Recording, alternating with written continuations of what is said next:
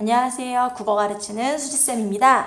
네, 이번 시간에는 정지용의 백록담에 대해서 같이 공부를 해볼 건데요. 이 시는요, 제가 국어를 가르친 지 거의 10년이 넘었는데, 한 번도 뭐 EBS 뭐 이렇게 수능 특강 같은 교재라든지 아니면 뭐 교과서라든지 뭐 이런 교재에 수록된 적도 없고요. 그리고 모의고사에도 이렇게 출제가 된 적이 없었던 것 같아요. 그래서 아마 이 시를 배우는 친구들은 아마 되게 어려울 것 같은 그죠? 그런 느낌이 듭니다. 예, 지금 이 미래행 교과서에서 거의 처음으로 채택을 하고 있는 것 같아요. 자, 그래서 이제 어렵겠지만 자, 이 수업을 같이 한번 듣고 제가 최대한 쉽게 차근차근 설명을 해드릴 테니까 네, 같이 공부해 보도록 하겠습니다. 자, 이 시는요, 이거 시입니다. 지금 이렇게 생겼다고 해서 시가 아닌 거 아니에요. 자, 이 시는요, 네, 일단은 총 9연으로 되어 있는 시입니다. 네, 그래서 이 시는 일단 자유시고요. 자유시. 그리고 우리가 원래 행과 연의 구분이 없는 시를 산문시라 그러죠. 산문시. 그쵸? 근데 얘는 연의 구분은 있어요. 1부터 9연까지 이렇게 숫자를 달아놨어요. 그래서 연의 구분은 있지만 행의 구분은 없는 산문시다. 이렇게 나올 수도 있습니다. 자유시고요. 산문시고요. 그리고 그냥 뭐 정서를 다루고 있는 그냥 서정시고요. 이거는 뭐 어차피 문제 안 나오는 거니까. 자, 그리고 이 시에서 말하고 싶은 건 뭐냐. 한라산과 백록담의 아름다운 정경.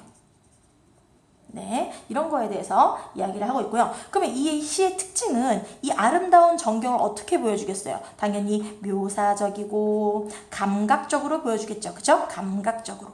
이 시에서의 가장 중요한 특징 중에 하나가 감각적 이미지를 많이 사용했다는 거예요. 뭐 시각, 청각, 촉각 뭐 이런 뭐 후각 이런 감각적 이미지를 가장 많이 사용했는데 그 중에서 감각적 이미지 중에서는 되게 많은 감각이 있잖아요. 그죠? 근데 그 중에서도 시각적 이미지를 가장 많이 사용했어요. 그러면 시각적 이미지를 많이 사용했다를 문제에서 회화적 이미지를 사용했다. 이렇게 나올 수도 있어요. 네, 회화적이다. 이거는 회화 이러면 뭔가 뭐 대화하는 건가? 아니에요. 회화적이라는 거는 그림을 그리듯이 시각적 이미지를 많이 사용했다. 이런 의미로 이해하시면 됩니다. 자, 그리고요. 이 시는 지금 되게 산문적이기 때문에 막 줄글로 쓴 것 같단 말이에요. 그런데도 운율은 느껴집니다. 모든 시는 산문시라고 해도 운율은 있어요. 그죠? 네, 그러면 일단 시를 먼저 한번 보고 그리고 나서 다시 한번 정리하도록 할게요. 일단 백록담 한라산 소묘입니다. 소묘가 뭐예요? 그림을 그리고 있다는 거죠. 그죠? 그래서 아까 제가 시각적 이미지를 많이 사용했고 뭐 묘사적이고 다른 말로 회화적이다 이런 얘기도 했었어요. 그죠? 회화적이다 이런 얘기. 자, 그 다음에 정지용 시인은 제일 그 활발하게 작품 활동을 한 시기가 1930년대입니다.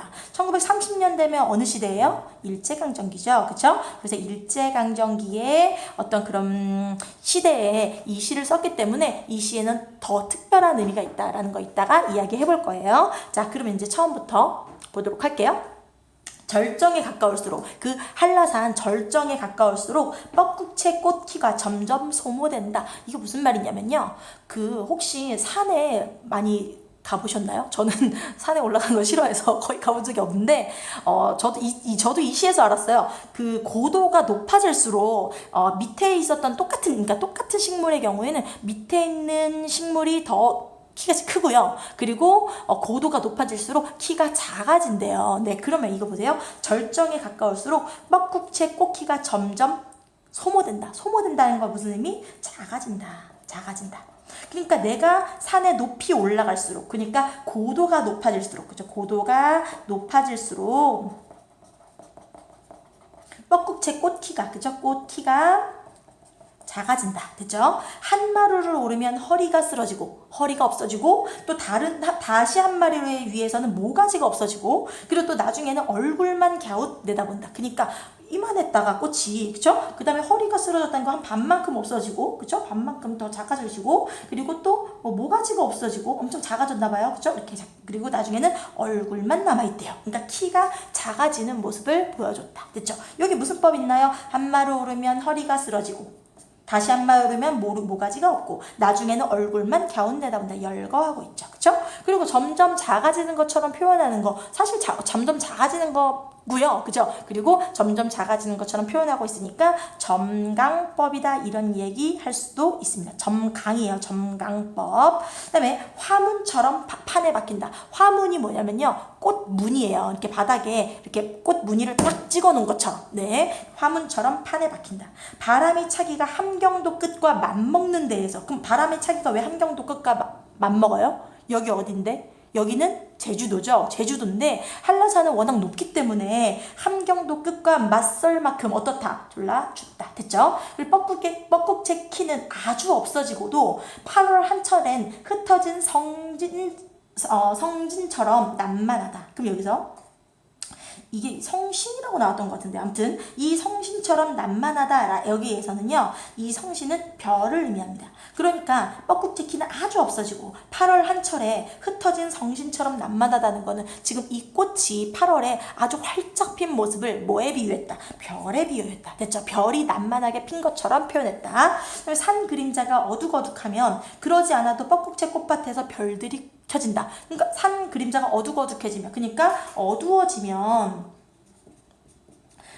이 뻐꾹제 꽃밭에서 별들이 켜진다는 진짜 이 뻐꾹제 꽃밭 위에 그죠? 하늘에 별이 진짜 별입니다. 이거는 진짜 별이 켜집니다. 제자리에서 별이 옮긴다. 제자리에서 별이 옮긴다는 거는 이 땅에 있던 별이 하늘로 올라간다 정도의 의미로 생각하시면 돼요. 그럼 땅에 있던 별은 진짜 별이에요? 아니죠. 이 땅에 있던 별은 뻐꾹제 꽃이죠. 그죠? 뻐꾹제 꽃이 하늘로, 그죠? 이 별로, 진짜 하늘의 별로 올라간다 정도로 해석하시면 됩니다. 나는 여기에서 기진했다. 기진했다는 거 뭐예요? 나 여기서 지쳐서 쓰러졌다 정도로 생각하시면 됩니다. 자, 그러면 자 보세요. 여기에서 1연에서 말하고 싶은 건 뭐예요? 지금 내가 한라산에 올라가고 있는 무슨 과정을? 등반 과정을, 그죠? 한라산 등반 과정을 뭐를 통해서 보여주고 있어요? 내가 어디를 갔다가 아니라 내가 어디로 갈수록 뭐가 어떻게 된다? 뻐꾹제 꽃의 키가 작아진다. 이렇게 이 등반 과정을 뻐꾹제 꽃의 키를 통해서, 그죠? 키를 통해서 보여주고 있어요. 네. 그 다음에, 자, 그리고 또 어떤 표현상의 특징을 얘기해 볼 수 있을까요? 소모된다, 판에 박힌다, 내다본다, 그리고 또 난만하다, 켜든다, 옮긴다, 여기까지 다 무슨 형 어미를 사용했다? 현재형 어미를 사용했다. 현재형 어미를 사용하면 어떤 점이 좋을까요? 생동감, 현장감, 느껴진다 이렇게 얘기할 수 있어요. 자, 그래서 옮긴다. 나는 여기에서 기진했다. 이건 뭐예요? 과거형.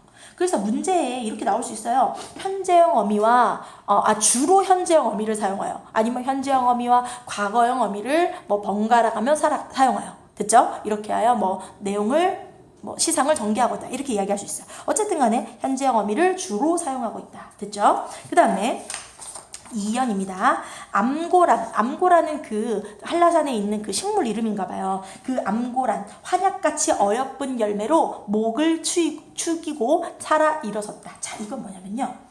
내가 지금 아까 전에 어떻게 됐어요? 나는 기진했잖아요. 이 앞에서 바로 앞에서 내가 지쳐서 쓰러졌잖아요. 그래서 쓰러져 있었다가 암고란에 그 환약같이 어여쁜 열매를 먹고 목을 축이고 살아서 일어섰다. 그러니까 내가 휴식을 취하고, 그죠? 휴식을 취하고 이 암고란 열매를, 그죠? 열매를 먹고 다시 힘을 얻었다. 네, 이런 이야기입니다. 그럼 여기에 2연에는요, 주어가 생략되어 있어요. 네, 암고란 환약같이 어여쁜 열매로 목을 축이고, 누가? 내가, 그쵸? 나는, 이렇게, 나는이라는 주어가 생략되어 있어요. 나는 암고란 이 환약같은 어여쁜 열매로 목을 축이고 살아 일어섰다. 이게 2연 끝입니다. 그 다음에 3연입니다. 이제 백화 옆에서, 백화는 꽃이 아니고요. 백화는 자작나무예요. 자작나무. 자작나무가 무슨 색인지 아세요? 되게 멀리서 보면 하얗게 생겼어요. 네, 하얗게 아주 깊은 산속에만 사는데 하얗게 생겼습니다. 어쨌든 이 자작나무 옆에서 자작나무가 총루가 되기까지, 총루는 해골이에요. 해골이 되기까지 산다. 네, 그러면 이건 어떤 모습을 보여줄까요? 살아있는 자작나무가 있고, 그리고 그 옆에 해골이 되어 있는, 그러니까 죽은 자작나무가 있는 거예요. 그래서 산 자작나무와 살아있는 자작나무와 그리고 죽은 자작나무 나무가 함께 있는 모습을 이렇게 표현하고 있는 거예요. 됐죠? 내가 죽어 백화처럼 힐 것이 숭업지 않다. 내가 죽으면 백화처럼 이 자작나무처럼 허옇게 될 건데 이 휘어질 건데 이것이 숭업지 않다. 이렇게 얘기했어요. 숭업지 않다는 거는 흉하지 않다. 흉하지 않다라는 건 어떤 의미일까요? 그러면 이거는 나쁘지 않다. 내가 죽어서 자작나무처럼 하얗게 되는 거 나쁘지 않은 것 같아. 나 좋은 것 같아. 이렇게 얘기하고 있어요. 그리고 굉장히 뭔가 삶에 대해서 달관적인, 그죠? 삶에 대한 달관적인 태도를 보여주고 있죠. 달관적인 태도라는 말이 문제에 많이 나오는데 달관적이라는 거는 미련이 없다라는 거예요. 이 삶에 대한 미련이 없는 태도를 말합니다. 그래서 지금 내가 나중에 죽어서 하얗게 백화처럼 하얗게 될 것이 흉하지 않다. 이거 나 나쁘지 않다. 됐죠? 그 다음에 귀신도 쓸쓸하여 살지 않는 한 모퉁이 도채비꽃이 도채비꽃은 뭐 도깨비꽃이라고도 하는 파란 색깔 꽃이래요. 근데 이 도깨비꽃이 낮에도 혼자 무서워서 파랗게 질린다 이랬어요. 그럼 보세요. 지금 도깨비꽃이 원래 파랗게 생겼는데 얘가 낮에도 혼자 무서워서 파랗게 질려있다 이렇게 표현했어요. 그러면 이거는 이 도채비꽃의 외양을 그죠? 이 외양 모습을 그죠? 겉모습을 파랗게 표현했는데 얘를 무슨 법을 사용해서 무서워서 파랗게 질린다 이렇게 감정을 가지고 있는 것처럼 표현했어요. 그러면 이거는 의인법을 사용해서 그죠? 의인법을 사용해서 표현하고 있다. 도채비꽃의 외양을 의인법을 사용해서 표현하고 뭐 시각적 이미지를 사용해서 표현하고 있다. 이렇게 이야기할 수도 있겠네요. 그다음에 바야흐로 이제 어느새 해발 6,000척 위에서 이제 얘가 해발 6,000척까지 갔어요. 이제 6,000척까지 갔는데 거기에 마소가 있어요. 마소는 말과 소입니다. 말과 소가 사람을 대수롭게 아니 여기고 산다. 사람을 대수롭게 아니 여긴다는 거는 사람을 별로 신경 쓰지 않고 사람을 별로 의식하지 않고 그러니까 보통 일반적인 동물들은 사람들 보면 막 피하잖아요. 그쵸? 근데 여기서는 이 말과 소들이 사람들을 별로 대수롭게 의식하지 않고 지들 할 거 하면서 그렇게 한가롭게 있다는 거예요. 그럼 이건 플러스 모습일까요? 마이너스 모습일까요? 얘는 플러스 모습입니다.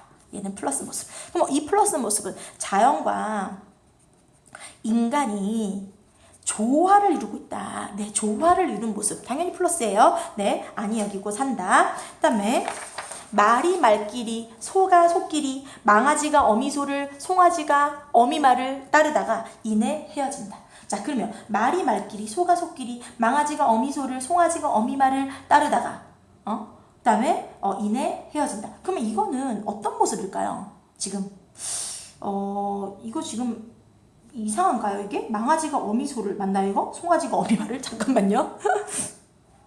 네, 맞네요. 네. 저는 망아지가 어미 말을 이게 맞다고 생각했는데 이게 맞네요. 아무튼 말이 말끼리 모여있고 소가 소끼리 모여있고 그리고 망아지가 어미소를 따르고 그리고 송아지가 어미 말을 따르다가 이내 헤어진다. 이거는 어때요? 굉장히 아름다운 모습입니다. 아주 평화로운 모습이에요. 그러면 이건 어떤 의미에서 평화로운 모습이냐면 지금 같은 종족끼리 그죠? 같은 종족 그러니까 동족끼리 어울리는 그죠? 어울리는 그러니까 모여 사는 그죠? 모여 사는 모습을 굉장히 평화롭게 그죠? 평화롭게 표현하고 있어요. 그러면 잠깐 아까 이 시인이 어느 시대 시인이라 그랬죠? 일제강점기 시인이라 그랬죠. 그죠? 일제강점기에서는 우리나라의 우리 민족들은 어땠어요? 우리 동족끼리 한 곳에 모여서 살 수 있었어요? 아니죠. 뿔뿔이 막 흩어질 수밖에 없었어요. 일제에 의해서. 그죠? 그래서 이 일제강점기의 어떤 우리 민족의 현실을 떠올리게 하는데 우리 민족의 현실은 플러스였다, 마이너스였다? 마이너스였다. 우리 민족끼리 같이 모여 살 수 없는 처지였다. 근데 얘네들은 어때요? 동족끼리 서로 어울리고 함께 모여 살고 있잖아요. 그죠? 그러면 어떤 관계? 대조관계. 그쵸? 이게 중요한 겁니다. 대조적으로 표현하고 있어요. 됐죠? 대조적으로 표현하고 있다. 그 다음에 첫 새끼를 낳노라고 암소가 몹시 혼이 났다. 그러니까 매우 고생했다. 그러니까 새끼를 처음으로 낳느라고 암소가 매우 고생했다. 그 다음에 얼결에 산길 백리를 돌아 서귀포로 달아났다. 근데 여기서 이 얼결에 산길 백리를 돌아 서귀포로 달아났다를 어떤 사람들은 이 어미소가 이 첫 새끼를 낳느라고 고생하다가 죽었다. 이렇게 어미소가 죽었다 이렇게 해석하기도 하고요. 그리고 그냥 이 어미소가 살길 백리를 돌아 서귀포로 이제 이 그 새끼와 떨어져서 지내게 됐다. 새끼와 떨어져서 지내게 됐다. 이렇게 해석하기도 합니다. 그러니까 이거는 학교에서 배운 대로 하세요. 네. 그 다음에 물도 마르기 전에. 자, 새끼가 태어나면 어때요? 물이 반질반질 하잖아요. 그죠? 이게 물기가 있어요. 근데 물도 마르기 전에 어미를 여인 송아지, 어미랑 이별한 그 송아지는 운매하고 울었다. 이랬어요. 그럼 이거 무슨 각적 이미지야? 청각적 이미지죠. 그죠? 그럼 청각적 이미지고 여기서는 물도 마르기 전에 이건 시각적 이미지인데 물도 마르기 전에 어미를 여인 송아지. 이 송아지 어때요? 불쌍하잖아요. 그쵸? 그럼 이 물도 마르기 전에 어미를 여인 송아지는 누구를 우리 연상하게 하냐면 지금 이 일제강점기에 민족의 정체성을 그러니까 엄마를 잃었다는 것은 정체성을 잃었다는 거, 자신의 근본을 잃었다는 거거든요. 그래서 민족의 정체성을 잃고 살아가는, 그러니까 살아갈 수밖에 없는, 그죠? 살아갈 수밖에 없는 우리 민족을 나타낸다라고 하기도 해요. 네, 우리 민족. 자, 그래서 물도 마르기 전에 어미를 여인 송아지는 운매 울었다. 그럼 이 청각적 이미지를 통해서 우리에게 어떤 감정을 갖게 해요? 너무 불쌍해. 그죠? 졸라 불쌍하다. 이런 생각을 하게 하잖아요. 이거 뭐예요? 뭔가 연민의 감정을, 그죠? 녹자로 하여금 연민의 정서를 불러일으키고 있어요. 운매 이거 음성상징어 이렇게 나올 수도 있겠네요. 음성상징어가 뭐죠? 네. 뭐 소리를 흉내내는 말, 의성어, 그리고 또 모양을 흉내내는 말, 뭐 의태어, 그죠? 그래서 음성상징어, 여기선 의성어네요. 운매 울었다. 말을 보고도 등산객을 보고도 마구 매달렸다. 누가? 이 새끼소가. 이 새끼소는 어미소가 없기 때문에 이 말을 보고도 등산객을 보고도 그게 어미소인 줄 알고, 그죠? 어미소인 줄 알고 마구 매달렸다. 어때? 불쌍하잖아요. 안쓰럽잖아요. 그죠? 근데 우리 새끼들도 모색이 다른 어미한테 맡길 것을 나는 울었다. 자, 우리 새끼들은 우리 민족을 말하는 거예요. 그죠? 우리 민족들도 모색은 털 색깔이죠. 그죠? 털 색이 다른 어미한테 맡길 것을. 그러니까 우리 민족의 정체성을 잃고 다른 민족에 기대어서 살 수밖에 없는, 그죠? 그런 현실에 대해서 나는 울었다. 서글펐다. 됐죠? 이런 현실에 대해서, 그러니까 다 일제강점기 그런 어떤 현실에 대해서, 그죠? 현실에 대해서 서글픔을 느꼈다. 그 다음에 7. 풍란이 풍기는 향기, 꾀꼬리 서로 부르는 소리, 죄주 휘파람새 휘파람 부는 소리, 돌에 물이 따로 구르는 소리, 먼 데서 바다가 구길 때 쏴쏴 하는 소리, 솔소리, 물풀의 동백 떡갈나무 속에서 나는 길을 잘못 들었다가 다시 칡넌출은 칡넝쿨이야. 칡넝쿨이 기어간 흰 돌박이 꼬부랑 길로 나섰다. 자, 그럼 다시 한번 볼게요. 풍란이 풍기는 향기, 이거 무슨 각적 이미지 사용하고 있죠? 예, 부각적 이미지 사용하고 있죠. 그죠? 꾀꼬리가 서로 부르는 소리 어때요? 이거는 정각적 이미지. 그 다음에 제주 휘파람새가 휘파람 부는 소리, 정각적 이미지. 돌에 물이 따로 구르는 소리, 이것도 어때요? 정각적 이미지. 그리고 먼 데서 바다가 구길 때, 구긴다는 건 뭐야? 파도가 치는 거. 파도가 치는 거를 바다가 구겨진다, 이렇게 꾸겨진다 라고 표현하는 거예요. 그래서 파도 칠 때 쏴사, 이것도 무슨 소리? 이거 뭐예요? 음성상징어. 음성상징어 사용하면 시에 생동감 부여할 수 있어요. 그다음에 쏴쏴 하는 소리, 솔소리, 소나무 소리. 됐죠? 이거는 다양한 감각적 이미지, 다양한 소리를 뭐하고 있다? 열거하고 있다. 됐죠? 열거. 그다음에 물풀의 동백 떡갈나무 속에서 나는 길을 잘못 들었다가 길을 잃었어 내가. 그러다가 다시 칡넝쿨이 기어간 그 흰 돌박이 꼬부랑길로 나섰다. 문득 마주친 아롱전 말이 피하지 않는다. 아까 전에 그 말이랑 그 소들이 사람을 대수롭지 아니 여겼다 그랬죠. 그죠? 그러니까 본 척도 안 하고 그냥 자기들끼리 풀 뜯어먹고 이렇게 평화롭게 놀았어요. 그래서 이것도 어때요? 사람과 자연이 조화를 이루고 있는, 그죠? 조화, 인간과 자연의 조화를 이룬 모습을 보여주고 있다. 됐죠? 그 다음에 8 볼게요. 고비, 고사리, 더덕순, 도라지꽃, 취, 삭감나물, 대풀, 서기, 여기까지 지금 쭉 열겁니다. 뭐를 열거했냐면 이 한라산에서 자생하는, 한라산에서 살아가고 있는 그런 어떤 식물 이름을 열거하고 있어요. 별과 같은 방울을 다른, 자, 별과 같은 무슨 법 사용했죠? 직유법 사용했죠. 그다음에 다른 고산식물을 새기며 취하며 자며 한다. 새기면이 뭐냐면 되새김질 아시죠? 되새김질, 그죠? 되새김질하며, 그리고 취하며, 먹으며, 뭐 자며, 누가 이런 식물들과 별과 같은 방울을 다른 그 고산식물을 먹으면서 되새김질하면서 먹으면서 자고 한다. 누구예요? 말과 소. 그죠? 말과 소. 아까 마소라고 나왔죠? 마소. 그죠? 마소가 이런 식물들을 먹으면서 취하고 자며 한다. 백록담 조촐한 물을 그리어. 조촐한이라는 것은 깨끗한, 백록담의 그 깨끗한 물을 그리어서, 그립다는 것은 뭐 마시러. 그죠? 조촐한 물을 마시러 산맥 위에서 짓는 행렬이 구름보다 장엄하다. 산맥 위에서 짓는 행렬, 누구의 행렬? 마소의 행렬. 됐죠? 이 말과 소의 행렬이 구름보다 장엄하다. 그 옛날에 무슨 되게 산수 풍경 같은 거 찍어 놓은 사진 보면요. 옛날에 달력 같은 데 있는 사진 보면 그 한라산 백록담이나 아니면 백두산 천지 그 근처에 뭐 말이랑 소나 뭐 이런 동물들이 쫙쫙 떼지어서 지나가는 그런 사진 본 적 없으세요? 저는 그런 사진을 본 적이 있는데 그런 모습을 그리고 있는 것 같아요. 그 백록담의 그 깨끗한 물을 마시러 산맥 위에서 그 짓는 행렬이 쫙 애들이 줄지어서 지나가는 그 행렬이 참 장엄하다. 소나기 논낮 맞으며, 논낮이 뭐냐면요, 그 소나기가 내리는데 얼마나 그 소나기 빗줄기가 굵냐면 뭐라 그러지? 노끈 그죠? 노끈. 네, 노끈처럼 굵은, 그죠? 노끈처럼 굵은 그런 빗줄기를 맞으며 무지개에 또 말리며, 누가? 마소가, 그죠? 이 소나기도 맞고 무지개에 그걸 말리기도 하고 궁둥이에 꽃물을 이겨붙인 채로 살이 붙는다. 이렇게 포동포동 살찌면서 살아가고 있다라는 거예요. 그래서 지금 이 파련에서는 이 백두산이래. 네, 이 백록담 근처에서 살아가고 있는, 백록담에서 살아가고 있는 이 말과 소들의 장엄하고 신비로운 풍경을, 그죠? 신비로운 모습을 표현하고 있죠. 굉장히 평화로운 모습이에요. 그죠? 평화로운 모습.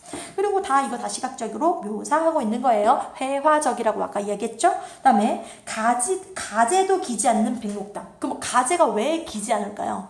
가재는 1급수에서 사는 뭐 그런 곤충인가요? 네, 아무튼 그런 앤데, 네, 곤충인가요? 가재가? 갑각류? 아무튼 가재도 기지 않는 백록담. 그럼 가재가 왜 기지 않을까요?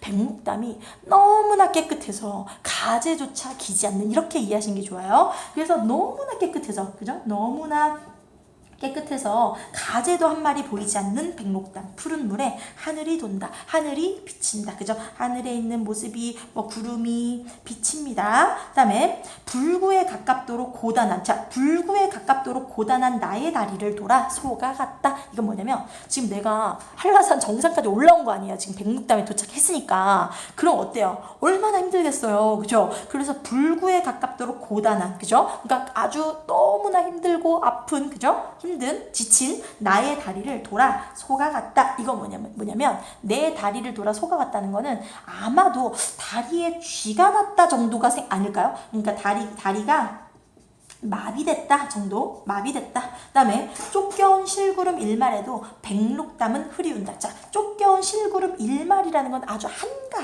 조각의 구름이라는 뜻인데, 이런 아주 작은 한 조각의 구름에도 백록담이 흐리운데요. 왜? 백록담이 얼마나 깨끗하면, 백록담의 맑고 깨끗함을 강조하기 위한 거예요. 이거는 아주 작은 실구름에도 백록담은 흐리운다.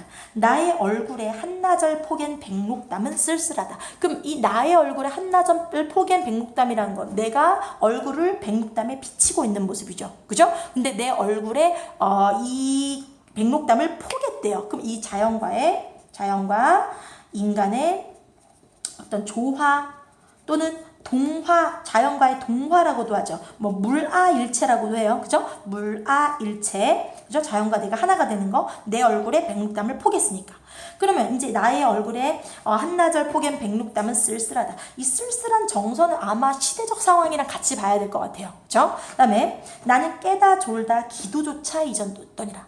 나는 깨다가 졸다가 한나절 동안 그 백록담에 있으면서 깨다가 졸다가 하면서 기도조차 잊었더니라. 그럼 기도조차 잊었다는 건 어떤 의미일까요? 내가 기도하는 것조차 다 잊어버렸어. 이건 뭐냐면 모든 걸 다 잊어버리는 경지예요. 그럼 이 잊어버리는 경지, 뭘 잊어버렸냐? 나 자신조차 잊어버리는 경지. 그걸 우리는 몰아의 경지라 그래. 몰아라는 말은 처음 들어보시죠? 그쵸? 몰아라는 말은 나를 잊음이란 뜻이요. 나를 잊었다. 나를 잊은 경지, 몰아의 경지에 내가 접어들었다 라는 이야기를 하고 있는 거예요. 그래서 뭐 자연과 인간의 조화라든지 몰아의 경지라든지 이런 거는 어떻게 보면 동양적인 세계관을 세계관이라기보다는 뭐 사고관이라고 할게요. 사고관을 드러낸다라고 할 수 있어요. 그 몰아의 경지에서 제일 유명한 게 뭐예요? 그 장자의 그 호전몽 아시죠? 그죠? 내가 나비가 됐는지 나비가 내가 됐는지 모르겠다. 그죠? 그건 자기 자신을 잊은 경지. 됐죠? 그래서 이런 동양적 사고관을 보여주고 있다. 됐죠? 자, 그러면 너무 어렵죠? 그죠? 너무 어려워요. 네, 저도 어렵습니다. 네. 자, 그럼 다시 이 시는 일제강점기에, 그죠? 일제강점기 1930년대 쓰여진 시인데, 그리고 한라산과 백록담의 아름다운 전경을 그렸어요. 그러면 이 정지용이라는 시인은 왜 한라산과 백록담의 아름다운 전경을 그렸을까요? 근데 이 시 말고도 다른 시에서도 우리 민족의 어떤 아름다운 자연, 막 이런 거를 되게 시에 많이 그렸어요. 그러면 그런 이유가 뭘까요? 시에서 이런 자연을 다룬 이런 자연을 다룬 이유는 아마도 우리 지금 일제강점기잖아요. 그죠? 이 일제강점기에 우리 민족의 정기를 표현하기 위한 것이다. 그죠? 정기를 표현하기 위해서 아마 이런 우리나라의 산과 이런 아름다운 자연을 그렸지 않았을까 이런 생각을 해볼 수 있습니다. 자, 다시 이 시에서 지금 정지용이 한라산과 백록담을 지금 담은 시로 표현한 이유는 우리 민족의 민족 정신, 그죠? 뭐 정기 또는 민족 정신을 표현하기 위해서, 그죠? 표현하기 위해서 사용했다라고 할 수 있고요. 그리고 지금 이게 한라산에 올라가는 과정이잖아요. 그렇죠? 한라산에 등반하는 과정인데 이 등반하는 과정은 되게 얘가 힘들었잖아요. 그죠? 힘들어. 그러면서도 백록담까지 끝내 올라갔어요. 그렇죠? 그래서 이거는 이런 어떤 부정적 현실, 그 일제강점기 부정적 현실에 대한 극복 의지를 나타낸다라고 할 수도 있다고 하는데 저는 이건 너무 과도하다고 생각합니다. 자, 아무튼 그렇게 가르치라고 하니까 그렇게 일단 가르쳐 놓을게요. 네, 어쨌든 자, 그럼 다시 한 번만 정리할게요. 지금 이거 자유시로도 보고 산문시로도 본다 그랬어요. 그죠? 자유시로도 보고 산문시로도 볼 수 있다. 자, 그리고 근데 산문시지만 운율이 있다 없다? 운율이 있다. 그죠? 운율이 있다. 그럼 이 운율을 어떤 식으로 나타나느냐? 일단 열거, 그죠? 열거, 대구 이런 거 하면 운율이 생깁니다. 네, 그리고 또 뭐뭐 한다 이렇게 종결어미를 반복하고 있어요. 현재형 어미로, 그죠? 종결어미를 반복하는 것도 다 운율을 형성하는 요소예요. 잠깐 다시요. 자, 이 운율을 형성하는 요소, 이 산문시이지만 운율을 형성하는 요소는 종결어미를 반복하는 것도 있고요. 그리고 뭐 대구나 열거를 통해서, 그죠? 열거를 통해서 리듬감을 형성할 수 있다라는 이야기 할 수 있고요. 그리고 주제는 한라산과 백록담의 아름다운 전경에 대해서 아주 시각적 이미지와 다양한 감각적 이미지를 사용해서 표현했다라는 거. 자, 그 다음에 이 시는 지금 시각적, 묘사적, 회화적, 그죠? 이런 이야기 했었고요. 그리고 요거 중요합니다. 그죠? 요거 일단 정리하시고, 그러면 우리 이거를 한 번을 어렵게 배웠으니까 한 3분 컷으로 우리 빠르게 한 번만 다시 한번 읽어볼게요. 네. 자, 절정에 가까울수록 뻐꾹채 꽂기가 점점 소모된다. 이거 뭘 의미했죠? 고도로 올라갈수록, 그죠? 높은 데로 올라갈수록 이 식물의 키가 점점 작아지는 과정을 보여준다.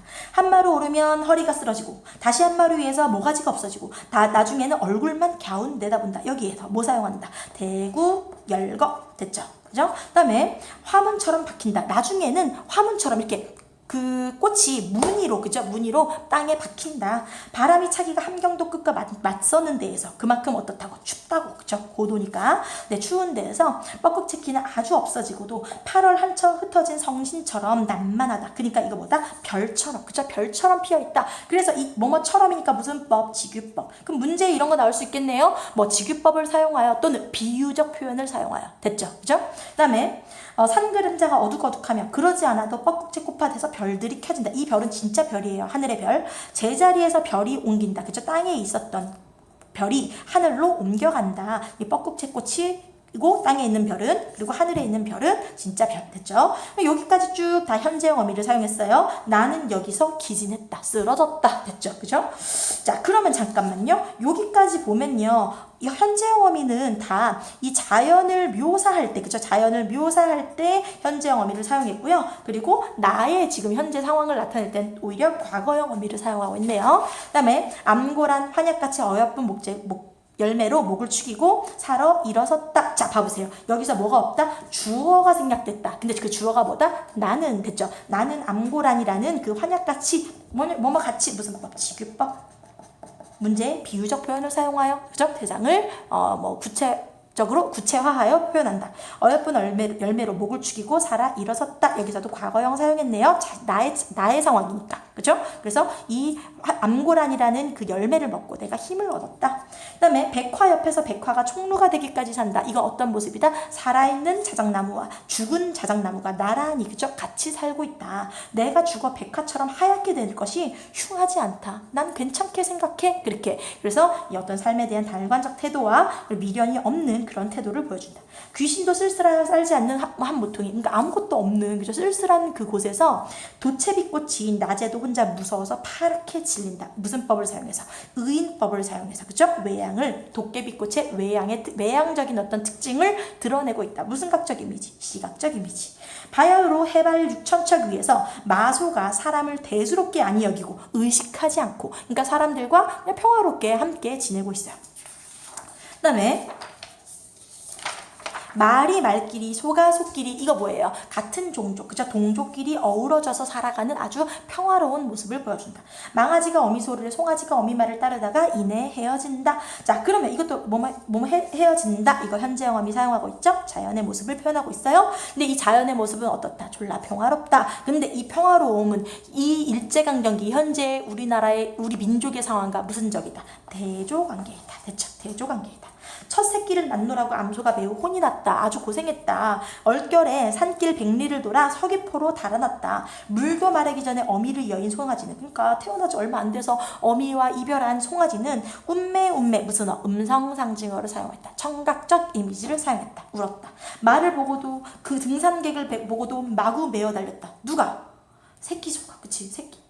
그죠? 새끼소가, 송아지가 말을 보고도 등산객을 보고도 마구 매달렸다. 어떤 모습? 되게 안타까운 모습. 그죠? 연민의 정서를 바라보고 있어요. 우리 새끼들도, 자, 그럼 보세요. 이 송아지에서, 그죠? 새끼소에서 우리 새끼들로 일단 전환하고 있어요. 그죠? 털색이 다른 어미한테 맡길 것을. 나는 울었다. 됐죠? 우리 민족들이 일제강점기에 우리 민족의 어떤 정체성을 잃고 살아가야 될 것에 대한 서글픔과 안타까움을 느끼고 있다. 됐죠? 그 다음에 풍란이 풍기는 향기, 꾀꼬리가 서로 부르는 소리, 그리고 제주 휘파람새 부는 소리, 돌에 물이 따로 구르는 소리. 여기에서는 열거를 사용했겠죠? 그리고 여기 쉼표 있잖아요. 그죠? 이런 쉼표를 사용해서 이런 것도 다 데 도움을 준다. 그 다음에 먼 데서 바다가 구길 때, 그쵸? 파도가 쏴쏴하고 솔소리, 쏴한다는 음성상징어, 생동감 느껴지고요. 솔소리, 물풀의 동백 떡갈나무 속에서 나는 길을 잘못 들었다가 다시 칡넝쿨 기어간 흰 돌박이 꼬부랑길로 나섰다. 내가 길을 잃었다가, 그죠? 길을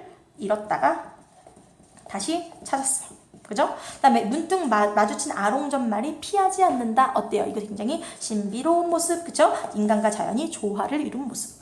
고비, 고사리, 더덕순, 도라지꽃, 취, 삭간나물, 대풀, 서기와 같은 서기 이건 지금 그 식물들을 열거했고요. 별과 같은 방울을 단 고산 식물을 되새김질하며 누가 말과 소가 여기도 주어가 생략됐는데 이 주어는 말과 소다. 그죠? 그다음에 새기며 취하며 자며 한다. 백록담 그 깨끗한 물을 그리어 산맥 위에서 짓는 행렬이 구름보다 장엄하다. 누구의 행렬? 말과 소의 행렬이. 그죠? 구름보다 장엄하다. 다 시각적 묘사예요. 그다음에 소나기 논난 맞으며 그 녹분처럼 굵은 소나기를 맞기도 하고 무지개에 또 말리기도 하고 궁둥이에 꽃물 붙여 이겨 붙인 채로 살이 붙는다. 그죠? 포동포동하게 살이 붙는다. 살아가고 있다.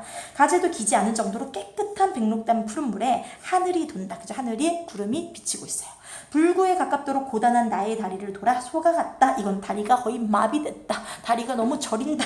네, 쫓겨온 실구름 일말에도 백록담은 흐리운다. 이건 그만큼 이 아주 작은 구름에도 그죠? 작은 구름에도 흐리울 정도로 맑고 깨끗하다. 나의 얼굴에 한나절 포갠 백록담은 쓸쓸하다. 나는 깨다 졸다 기도조차 잊었더니라. 그래서 이 기도조차 잊은 것은 뭐다? 나를 잊은 경치, 그치? 그래서 모라의 경치를 보여준다. 됐죠? 그래서 이 화자의 동양적 사고관을 보여준다라고 할 수 있겠습니다. 자, 고생했습니다. 네, 어렵죠? 그죠? 어렵습니다. 그래서 여기까지 잘 정리하시고요. 네, 문제는 아마 이 시에서는 그렇게 어렵지 않게 나올 거예요. 왜냐면 이 시는 공부하지 않으면 읽을 수조차 그죠 없는 시기 때문에 읽기조차 어려운 시기 때문에 아마 문제는 그렇게 어렵게 나오지는 않을 거예요. 그렇죠? 그래서 특징들 그죠? 뭐 묘사를 많이 했다 이런 거, 무슨법 사용했다 이런 거, 그리고 해석 이게 길기 때문에 해석을 잘하는 사람이 이기는 거예요. 그리고 교과서에 그 단어의 어떤